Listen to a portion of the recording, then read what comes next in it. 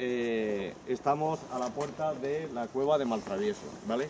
Le decía a Ricardo, cuando me comentó el otro día, bueno, confirmación y demás de la ruta de hoy, la posibilidad de ver, ¿no?, alguna de las cuevas. No es posible, pero no obstante, yo sí os digo ahora, creo que sí que es buena cosa, y si estamos coordinados a ver si podemos hacerlo, que el equipo de investigadores, de primeros pobladores de aquí de Extremadura, que por cierto son parte también del equipo de investigación, aunque aquel es mucho más amplio, de Atapuerca, ¿no?, que es el referente, uno de los referentes mundiales ahora mismo en evolución humana, no significa que este entorno que tenemos aquí nosotros no lo sea, ¿vale?, que también lo es, y muy importante, ¿no? Hay que oír hablar a Tony Canals para darnos cuenta que efectivamente es muy importante, y ellos están seguros de que conforme avancen las investigaciones aquí en este entorno, lo va a ser más todavía por los datos y resultados que vayan saliendo, ¿vale? Pero bueno, digo esta de la sierra que hay en la Aldihuela, es decir, en la elevación que hay tras el Ceresgol, detrás de la urbanización Ceresgol, ¿vale? Detrás de la ermita de San Benito, Santa Ana y demás. Bueno, allí hay una cresta, es la sierrilla, la sierra de la Aldihuela, y una cresta de rocas como las de la montaña, rocas cuarcíticas, ¿vale? Eso significa que esas rocas van por debajo de donde estamos nosotros, haciendo una curvatura, y son aquellas mismas. Esa estructura en curvatura hacia abajo, es decir, una especie de cubeta hecha de forma natural geológicamente, es lo que se llama sinclinal. Si somos capaces, lógicamente, de hilvanar y de hacer corresponder aquellas rocas con aquellas otras. Resulta que no solamente coinciden esas rocas cuarcíticas, yo tengo aquí ahora un esquema, si no hace mucho frío aquí y demás, pues ya que estamos hablando de ello, aquí pues lo vemos, ¿no? No significa que sean esas rocas solamente, sino que si nosotros nos vamos a la ladera, podemos ver un nivel en la ladera de pizarras o del tipo que sea. Ahora desde aquí, lógicamente, no se ve con la vegetación. Resulta que esas mismas rocas, mismas características de las rocas, mismo color, mismo contexto, mismos fósiles si los tienen, y eso es indicativo, resulta que también están en la ladera de la Aldihuela, ¿vale? Si nosotros vemos el nivel de calizas que hay, pues, este corredor, ¿no?, el paso que hemos hecho desde el marco hasta aquí prácticamente, toda esta carretera de miajadas y demás, resulta que esas rocas igualmente están, bueno, pues lo que es la zona del Ferial, ¿vale? El cerro que hay antes del Ceresgol, donde están los pozos mineros y demás. Ahí se ve la formación esta cárstica del Calerizo fantásticamente. Bueno, ¿eso qué significa? Pues que estamos efectivamente en una estructura sinclinal. Bueno, pues estas rocas, si la vemos un poquito más desde allí, o ahí simplemente, es decir, esos niveles que vemos, parece que van como escalonados, esos son estratos, los que los geólogos llamamos estratos, ¿vale? Bueno, se observa que efectivamente están más o menos en esta dirección, ¿vale? Eso significa que la cubeta está más para allá, pero esto sigue con esta inclinación, y si nosotros viéramos la inclinación que tienen esas capas de arriba de la montaña, que son cuarcitas, como digo, tienen esta inclinación. Es fácil hacer corresponder entonces a aquellas rocas que están así de inclinadas con las de la Sierra de la Aldihuela, que se van transformando por aquí debajo donde estamos nosotros, y allí en la Aldihuela están así. Así ya os lo paso lo vais mirando, ¿vale? Este ya está un poco manejado, ¿vale? Es un poquito antiguo, pero bueno, nos viene muy bien para entrar en contexto. Es un mapa provincial en donde nosotros podemos situar perfectamente la zona donde estamos, ¿vale? Como vemos, os vuelvo a decir lo mismo, eso es lo menos importante. Yo cuando me propuse hacer la marcha y demás, pensé que lo que yo fuera a hablar de arqueología y demás iba a ser poco, porque sé poco de ello, ¿no? Y lo que fuera a hablar de geología, aunque tampoco sé mucho más, fuera geología para todos, ¿vale? Entonces, por eso os decía que cualquier pregunta, cualquier duda, adelante. Entonces, geología para todos significa que cada color es un tipo de material, es un tipo de roca, ya está, eso no tiene ningún misterio, ¿vale? Entonces, toda esta parte, más o menos tenue, ¿no?, de color así, descolorido y demás, es toda la parte central de aquí de la provincia de Cáceres y parte también de la de Badajoz.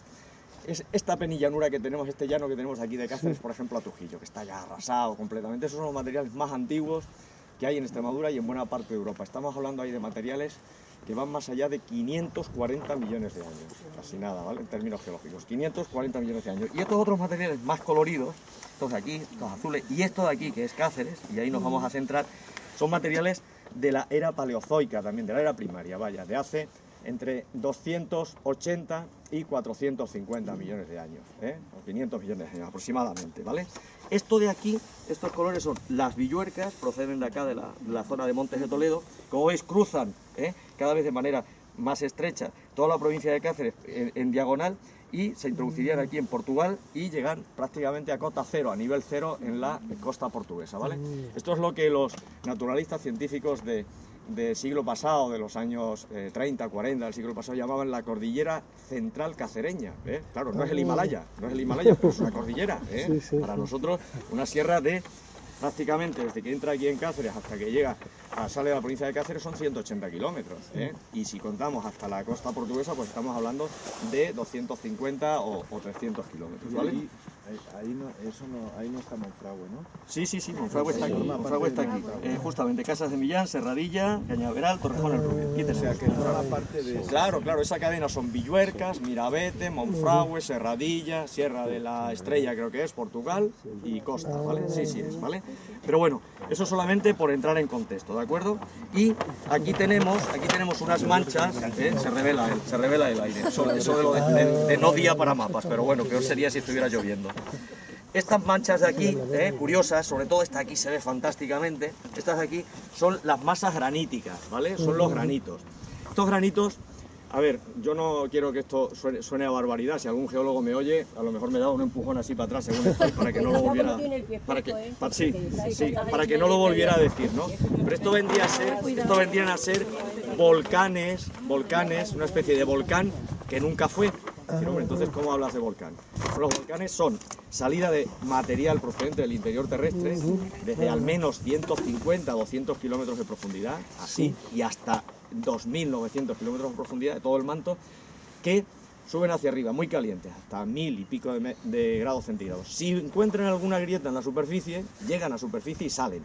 Si no la encuentran, ahí abajo se quedan taponados y no salen. Pero dependiendo de a qué profundidad se enfríen, se queden taponados, podrán salir luego a superficie o no al cabo del tiempo. Entonces se quedan a 2, a 4, a 6, a 10 kilómetros de profundidad, ese volcán que no llega a ser. Y al cabo del tiempo, al cabo de los millones de años, lo que hay encima se va desgastando y al final acaba saliendo eso, que no fue volcán, pero acaba saliendo. Esos son los Barruecos, eso es Trujillo, eso es Montánchez, eso es todo este batolito que así se llama, de aquí, de Malpartida hasta Portugal, Cabeza de Araya, Alcántara, Valencia de Alcántara, ¿vale? Bueno, pues una cosa curiosa es que ese contorno, aquí se nota menos, pero fijaros aquí en el de Plasenciuela y en el de Trujillo, tienen una marca ahí un poco más oscura, marrón. Eso es el efecto que produjo esa masa a 1000 y pico de grados centígrados sobre las rocas que ya había allí, las chamuscó, las tostó. Y nosotros ahora cuando lo vemos en superficie, vemos ahí una aureola, que así se llama, de rocas chamuscadas, de rocas afectadas por la masa esa magmática, ¿vale? Esas son zonas de interés mineralógico, suelen serlo, ¿vale? Por ejemplo, en Logrosán, ¿vale?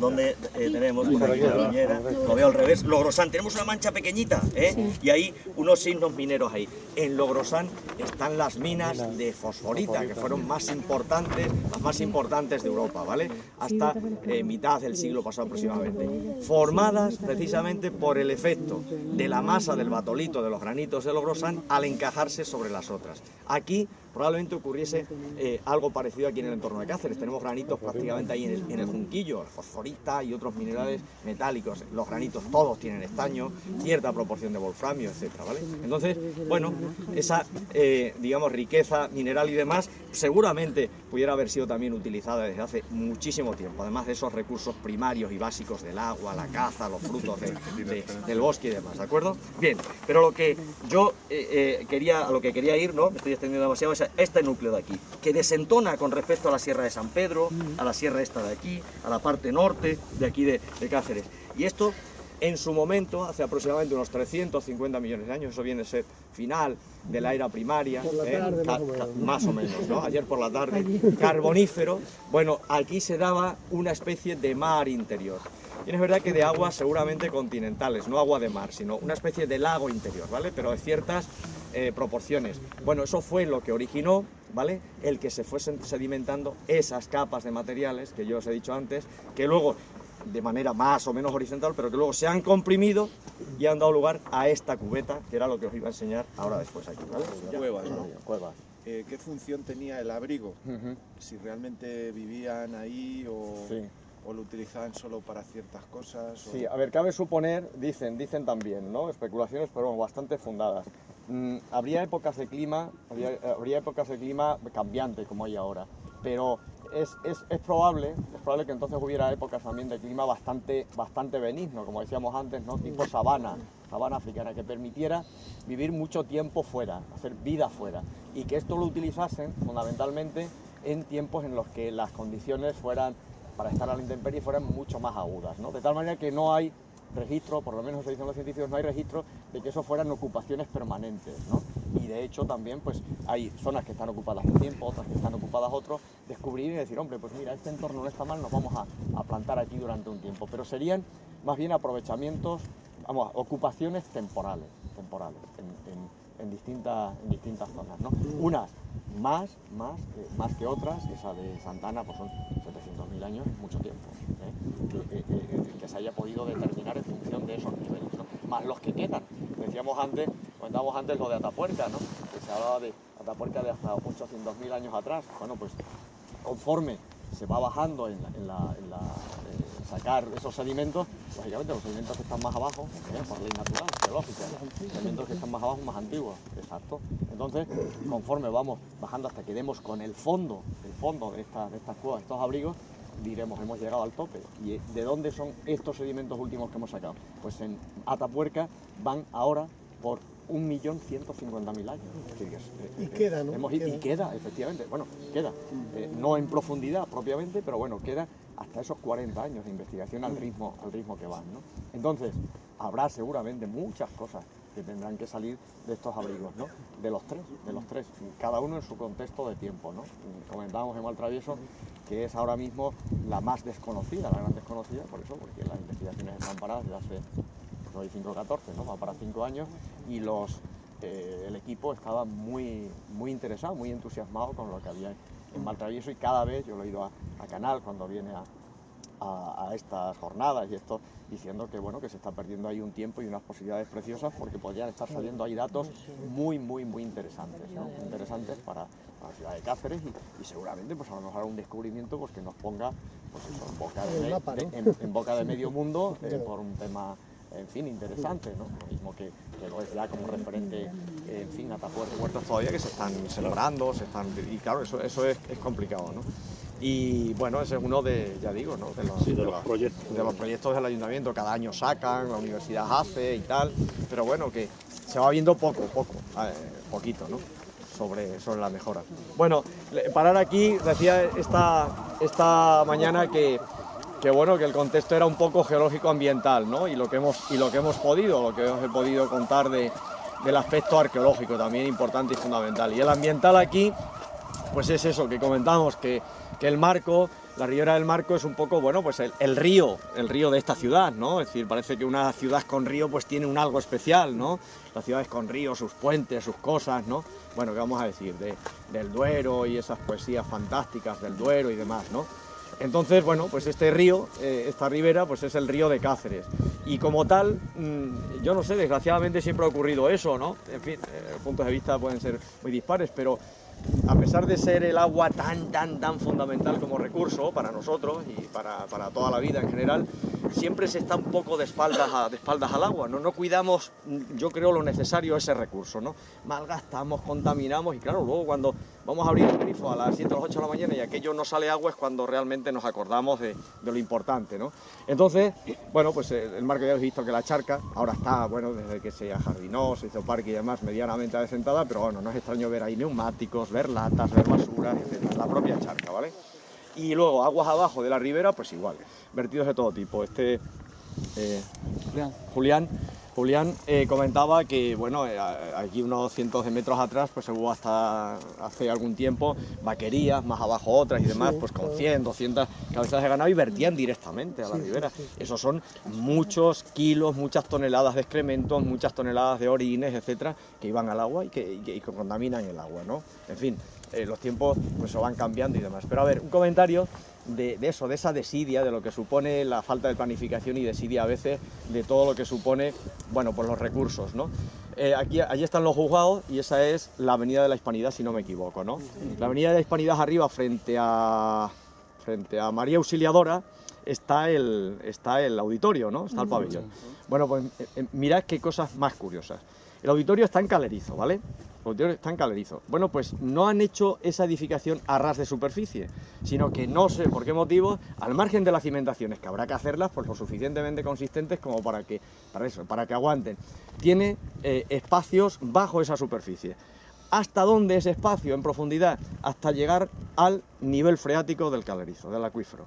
¿Qué implica eso? Pues que eso va a estar inundado permanentemente. Allí hay permanentemente 2 bombas de sondeo extrayendo agua innecesariamente para verterla a un colector que viene por la avenida de la Hispanidad y que vierte ahí. Pero ese colector, esa agua podría ser limpia, ¿vale? Ya que están las bombas, pues va con el marco, con la ribera del marco ni con el agua del marco, ¿vale? Porque si no, no se podría beber. Claro, ya comprendía yo que me iba a venir alguien asustado. Por eso era la contaminación del mar. Si yo bebo de fuente fría. El cocido lo hago aquí. Nada que ver. Hemos bebido mucho de aquí.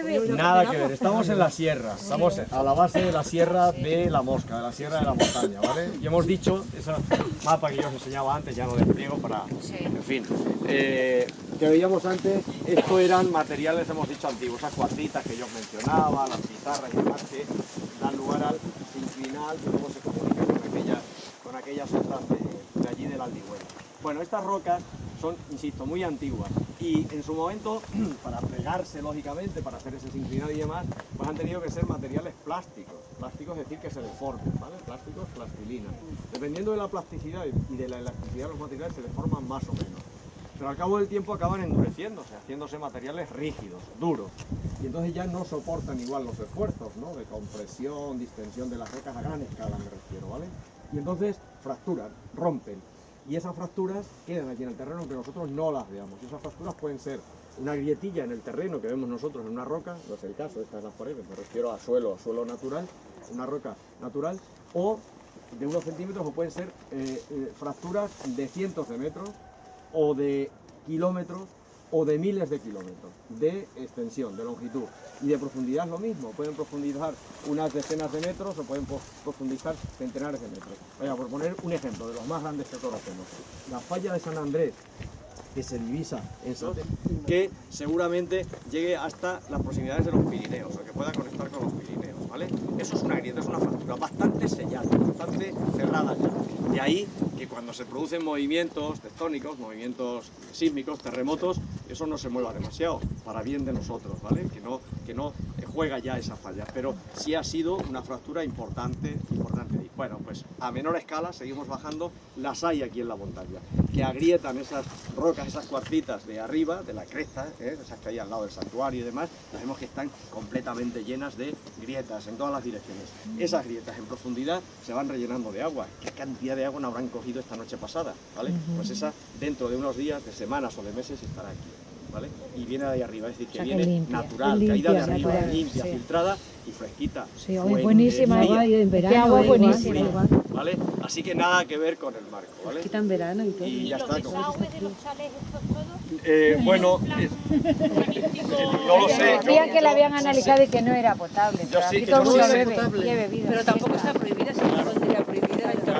Pondría un cartel. Pone no potable. Pondría un cartel que menos, pero yo creo que esto es más que nada para salud. Igual se podría Cargarse en salud, ¿vale? Ahora ya se Yo he trata estado mucho muchos años bebiendo. prevenir Yo también, y demás. ¿eh? Pero Y no siempre nos ha pasado hay que tener precauciones, es verdad. Comentaba yo antes, ¿no? A propósito de los manantiales sobre granitos y demás, de peligre y tal, que es verdad que el personal, sobre todo el personal mayor, ¿no? Que ha estado cogiendo agua allí toda la vida, que vivía en el campo y demás, y que era un agua fantástica, y además le atribuyen a que no las tengan, ¿no?